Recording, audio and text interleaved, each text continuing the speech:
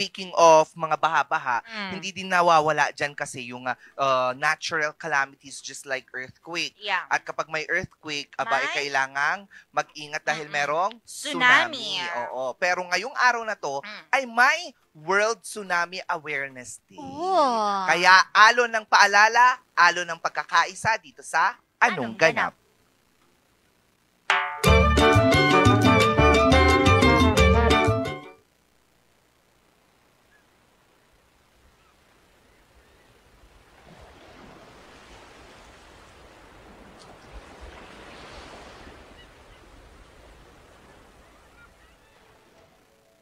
Every year tuwing November 5, the world marks World Tsunami Awareness Day.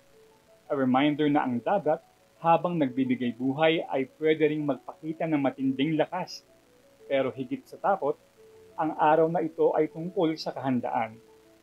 Tsunami. Mula sa salitang Hapon na ang ibig sabihin ay harbor wave, ito ang serya ng malalaking alon na dulot ng lindol, pagsabog ng bulkan, o pagguho sa ilalim ng dagat. Hindi madalas mangyari, pero kapag dumating, pwedeng magdulot ng matinding pinsala sa baybayin. At sa Pilipinas, dahil nasa Pacific Ring of Fire tayo, isa tayo sa mga bansa na may highest risk sa tsunami. Noong 1976 sa Moro Gulf, isang malakas na lindol ang nagdulot ng tsunami na umabot sa halos 9 na metro ang taas. Higit sa 10,000 buhay ang nawala sa loob ng ilang minuto lamang. Kaya ngayong World Tsunami Awareness Day, paalala ito na hindi natin kontrolado ang kalikasan, pero kaya nating paghandaan. Fun fact, sa Japan, may mga paaralan at komunidad na regular nagpa-practice ng tsunami drills. Ang tawag nila, Tsunami Tendenko. Ibig sabihin, save yourself first. Sa Pilipinas naman, may mga early warning systems na rin ang ilang coastal areas para makapag-alert kung may mga panganib ng tsunami. Paano nga ba tayo makakatulong? Simple lang. Una, kilalanin ang senyales. Kapag biglang bumaba ang tubig sa dagat o may malakas na ugong na parang jet plane, lumikas agad papunta sa mataas na lugar. Pangalawa, alamin ang evacuation routes ng inyong mga barangay. At pangatlo, makibahagi sa drills at information drive. Kahit simpleng pag-share ng tamang impormasyon sa social media, malaking tulong na. Ang tsunami awareness ay hindi lang tungkol sa takot. Ito ay tungkol sa kaalaman, pagkakaisa at pagiging handa. Dahil bawat alon ng sakuna, kayang salubungin ng alon ng pagkilos, pagmamalasakit at pagkakaisa. Ngayong November 5, sabay-sabay nating itaas ang ating kaalaman at sabay tayong umakyat, hindi lang sa mataas na lupa, kundi sa mas mataas na antas na kahandaan. Para sa pamilya, para sa bayan, at para sa buhay. Alam mo ba, madalas din ako manood ng mga ganyan before. Talagang sinusuyod ko ang YouTube para makapanood ng mga tsunami.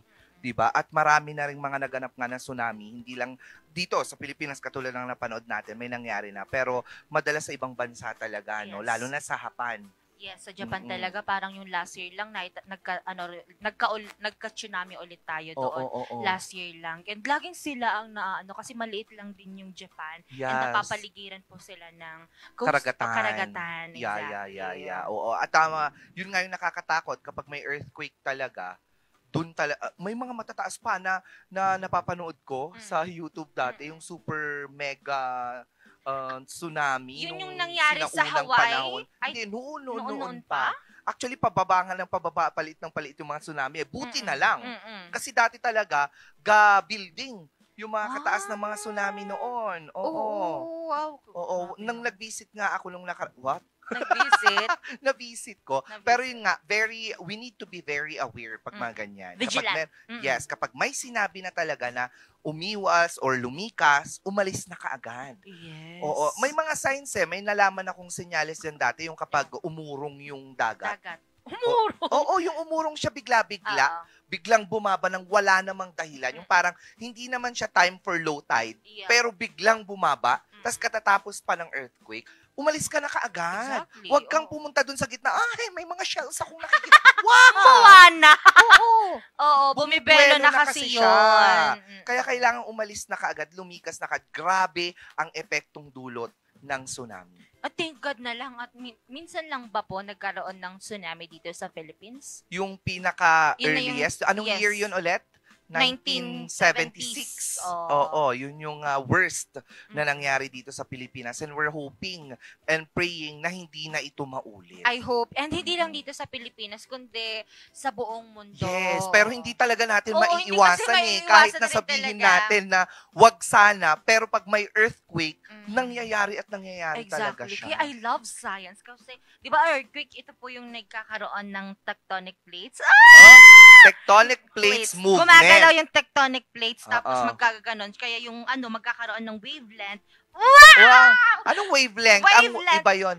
Wave lang. lang. Oo. Wave lang pala. Oo, may sinasabi nga sila na during earthquake daw, nagmo-move na talaga yung mga continents. Nag-iiba na naman. Parang di ba dati yung Pangea? Pangea. And that, kaya tayo nagkaroon ng Iba't ibang continents. 7 continents. continents. Ngayon daw, parang bumabalik na naman siya sa dati. Ay, really? Oo, yun yung according to science. Oo, Ay, na galing nag-move naman. siya ulit. Parang lahat ng mga lupain, bumabalik na naman sa dati. Ay, ang Parang saya ganon. nun. Madali lang. Madali lang Madali lang mag-travel. mag-abroad. Kasi by land na. By land na. Pero syempre, may dulot pa rin yung bad effect. Oo. Exactly. Nako mga ka